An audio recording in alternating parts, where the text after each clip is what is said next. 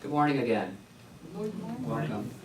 Welcome to the bloom of spirit as you. So I begin with a reading from the Science of Mind. I can't help it. It's what I love. It's what I love. And so it's in the chapter and the heading of "The Road to Freedom is Not Mysterious." It is not mysterious. Ernest Holmes says this: "The simplest way to state the proposition is to say that we have a conscious mind that operates within a subjective field, which is creative. The conscious mind is spirit, the subjective mind is law.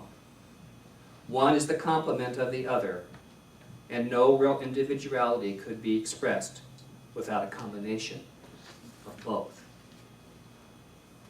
And so today I have used that idea, conscious, subjective mind, as the idea of the bloom during this May season. Without the soil, without the perfect conditions within the creative soil, the creative mind, creative subjective, that there could be nothing that shows up. It would just die in the seed of the idea.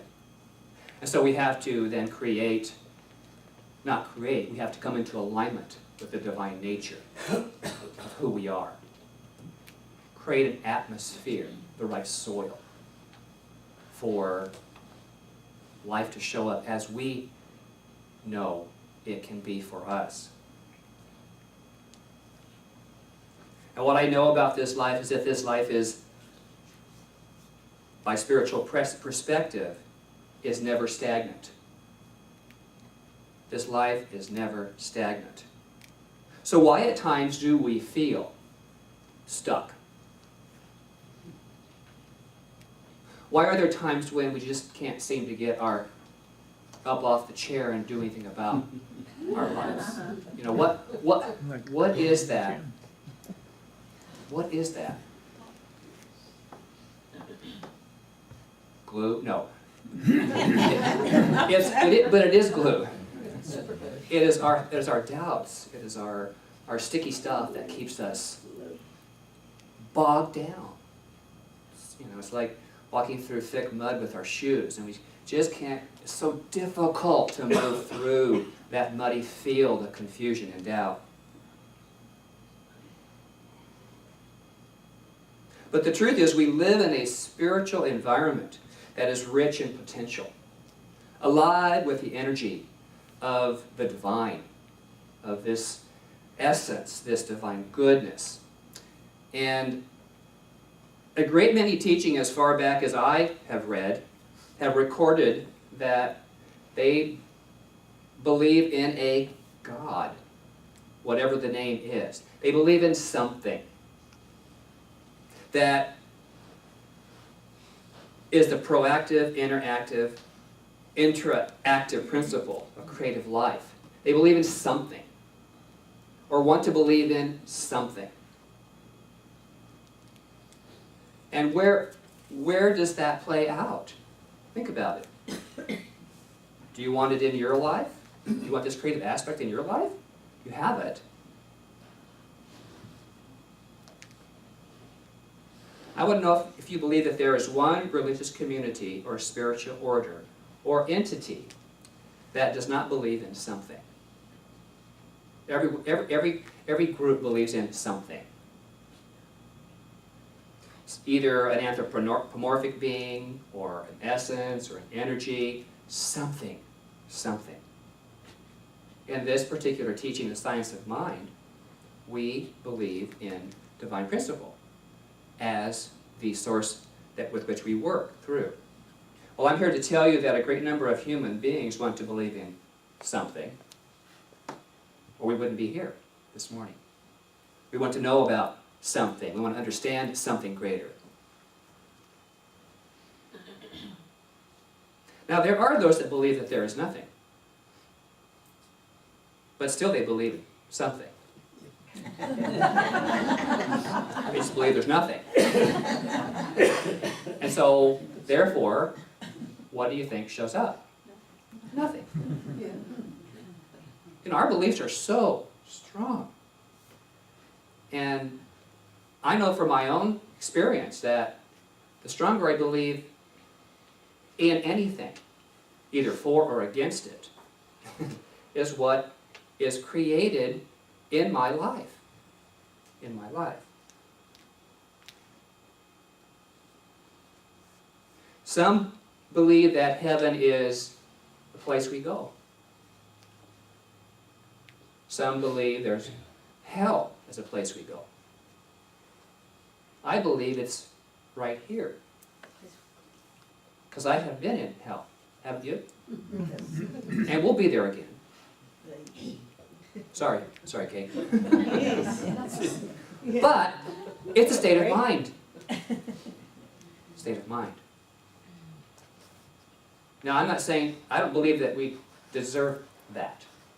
But we get to experience that, whatever that is, out of our thinking, out of our believing, out of whatever we planted in our subjective soil of thinking. Well, this teaching, Science of the Mind, is the understanding that all thoughts, backed by our strongest beliefs and our faith of whatever is to be, that which we declare into our lives, is what we have. Sounds simple, doesn't it? Well, it is pretty simple. The life we have right now is the life we've created. Like that idea? I didn't like it. I didn't like it. I say, this is good, but I don't like that part of it. I was partner to that, or I was the idea behind that somewhere. Yeah. Now, I don't believe a lot of it's conscious, because a lot of it's unconscious, the stuff that we create. And I want to share right here, I've told the story before, but Spirit says tell the story. So I'm telling the story. Several years ago, 8 or 9 years ago, I had to have surgery around my thyroid. Everything was, I knew I didn't want it in there, this benign growth.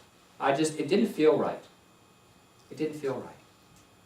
And there's Spirit saying, again, pursue this, do this. You know, I was doing my prayer treatment for divine health and perfect expression.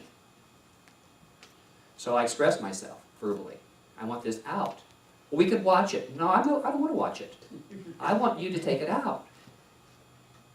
So during surgery, what they found was that not just that little benign cyst, but it had grown around my larynx.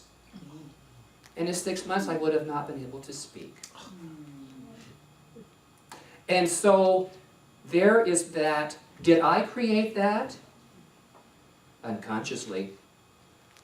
Unconsciously, through what I believed about expression. My father expressed that to me. He didn't tell me not to express, but what he did was, whenever he would have emotion, I never saw it in him. He would leave the room, he would withdraw, he would close the door. I was closing the door.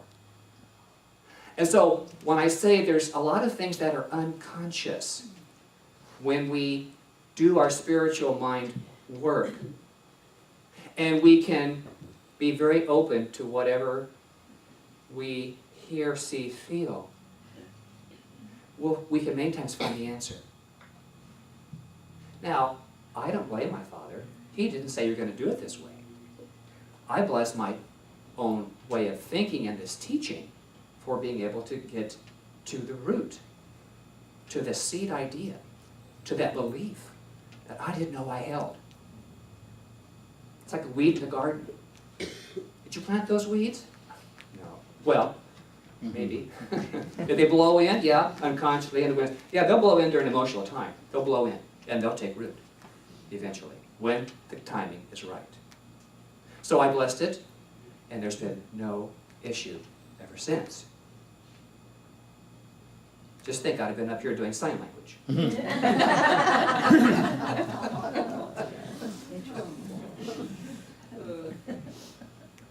So I ask you right now, with that little story, is your life the life fantastic?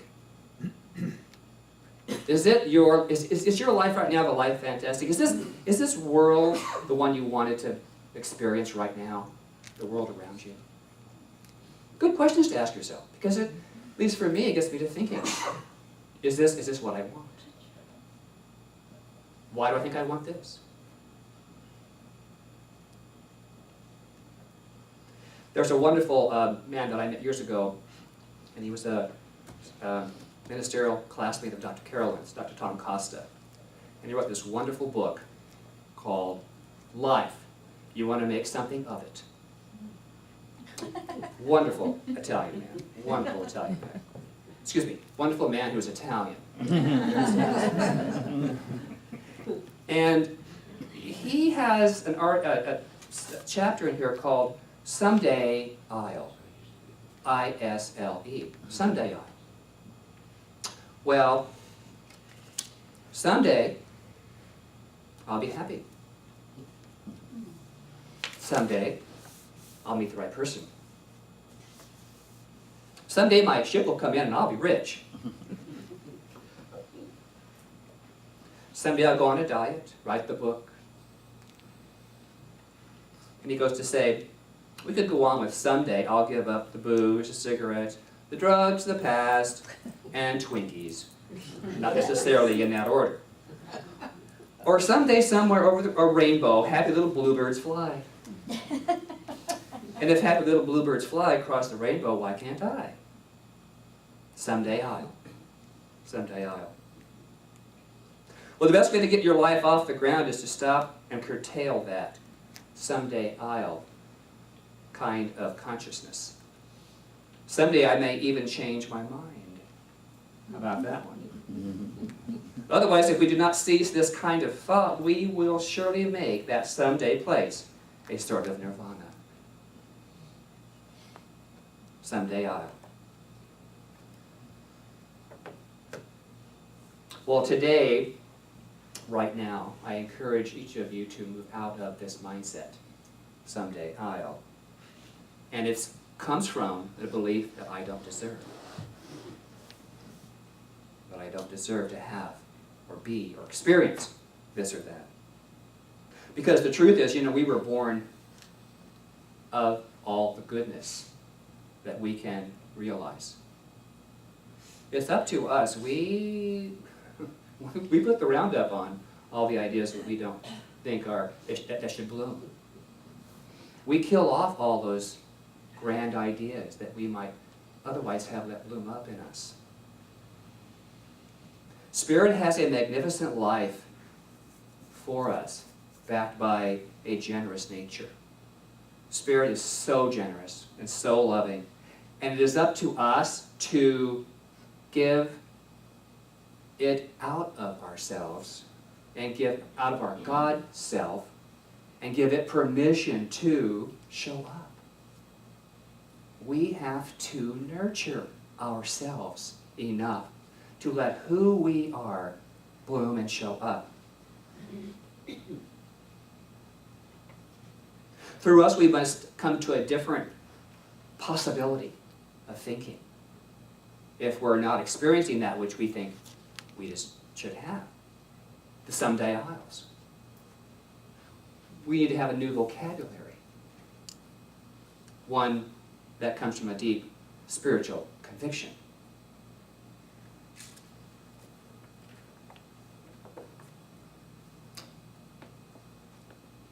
Ernest Holmes tells us this is the idea of a new possibility, a new thinking. Because thought is made of the stuff that forms the universe into definite creation, the law is charged with the power that we give it. No more and no less. It responds by correspondence. It is a mirror and a perfect one. It's not a funhouse mirror. It's the perfect mirror of our thinking. It molds our ideas and beliefs into visible forms and casts them back multiplied. It does not know that it is doing this, but it knows how to do it. Isn't that wonderful? It doesn't know it's doing it. It has no judgment. Spirit has no judgment. It's a law of correspondence and response and deservability. So if we're telling it someday, someday's not today. Someday's not now. But you're putting off the good that you say you want. Vocabulary is so important, so important. This, to me, beloved, is just the bloom of Spirit. Coming to the place where we're so out of its way that Spirit can show up in us in such magnificent ways. The bloom of Spirit is the awakening of the inner seeds of who we truly are, known and unknown. And it's not what the outer world would like us to be. I've tried that. It doesn't work. I'm not happy. That's when trouble occurs within myself and my experience. Anyone else ever try to live up to other people's? Am I going to do it again? Probably, a little bit. But I'm going to catch myself sooner the next time. It's like, it's a little game. Life's a game, you know? This is me. Could this be me? Nah, this is me.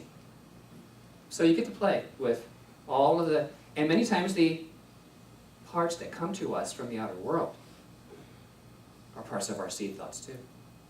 People will show up in our lives. They have in mind to value what I believe.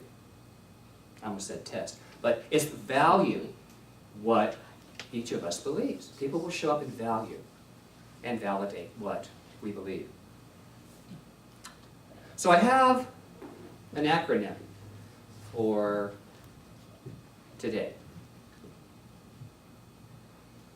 And it's a retail term, GWP, but I changed the words to. GWP is gift with purchase. And although anything we get in life is a gift with purchase, here too, in church and centers. But mine for today is God welcomes perfection. God welcomes its perfection. God, our inner, innate goodness, welcomes and celebrates the perfection of who each of us already is. There's nothing we have to become.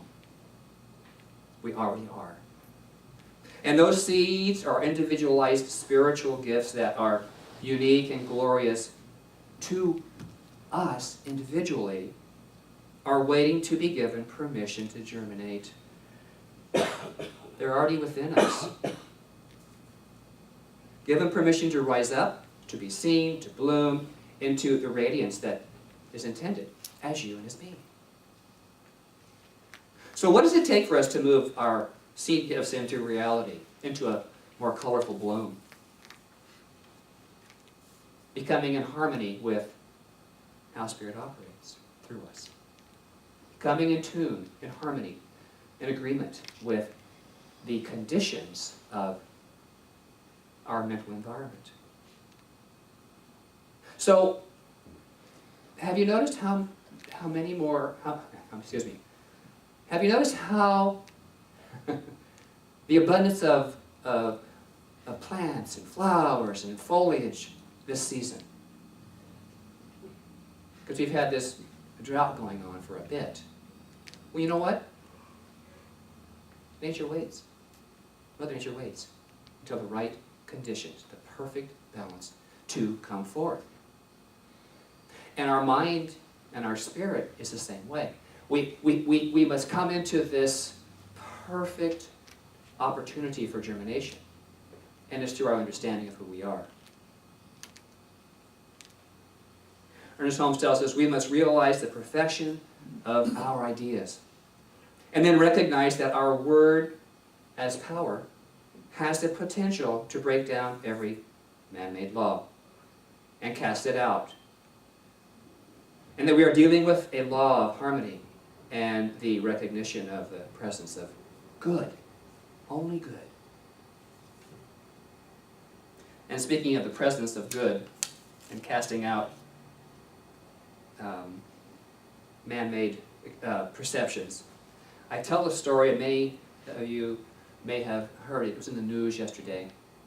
And it's the story of, true story, this 19-year-old high school senior, star football player, is going to his senior prom. His date? His grandmother. Oh, yes. His grandmother. Her name is Dolores. 70 years since she was in high school.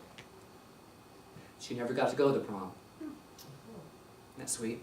So she got all dressed up, and they walked in, everybody stood up and applauded. Well, it came time for a dance, and the grandson had a special CD he brought with him. It was what his grandfather would sing to his grandmother. And they danced to this song. It's by Frank Sinatra. It's called Dolores. And so, you know, here's that 70 years to the perfect prom. You know, some seeds take a while.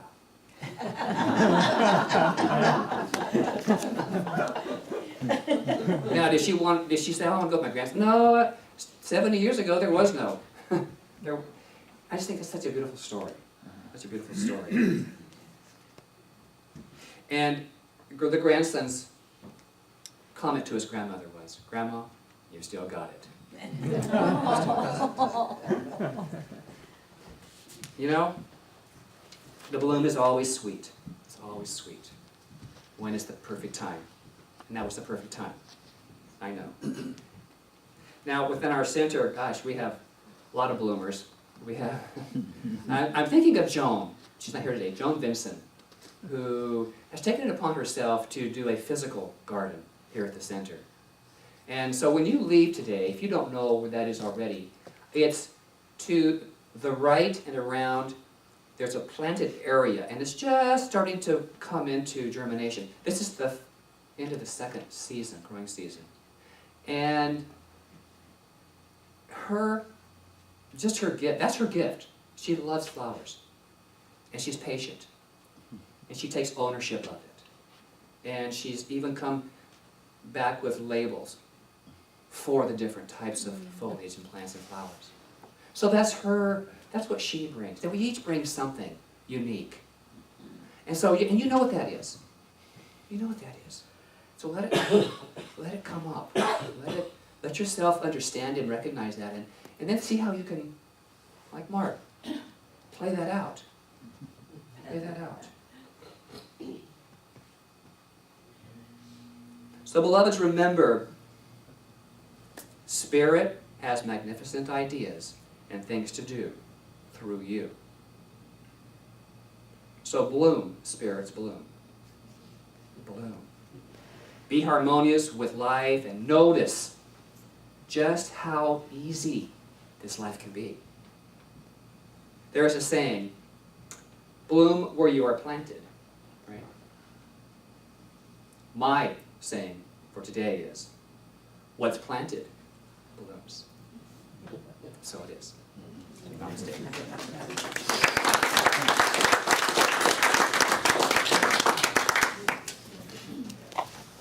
And I would